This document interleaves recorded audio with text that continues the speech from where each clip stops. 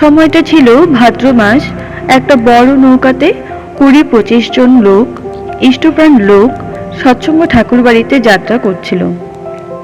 তখন সন্ধ্যা হয়ে এসেছে। নৌকাটি যখন পদ্মার ঠিক উপর দিয়ে চলছে, তখন রাত্রি প্রায় 8টা। ভরা নদী, ভীষণ স্রোত, পদ্মার তখন ভীষণ অবস্থা। হঠাৎ ভয়ঙ্কর মেঘ আর ঝড় উপস্থিত হওয়ায় চারদিকে অন্ধকার হয়ে আসে, চোখে কিছুই দেখা যায় না। পদ্মার মধ্যে আর দ্বিতীয় কোনো নৌকাও ছিল না। মাঝি মোল্লাগণ তখন বলতে লাগলো, নৌকা যে কোন দিকে চালাতে হবে তার তো কোনো দিকেই খুঁজে পাওয়া যাচ্ছে না। নৌকার যাত্রীরাও একই কথা বলল। নৌকা তখন পদ্মা নদীর ঠিক মধ্যস্থানে। কারো স্থির হয়ে বসে থাকার কোনো উপায় নেই।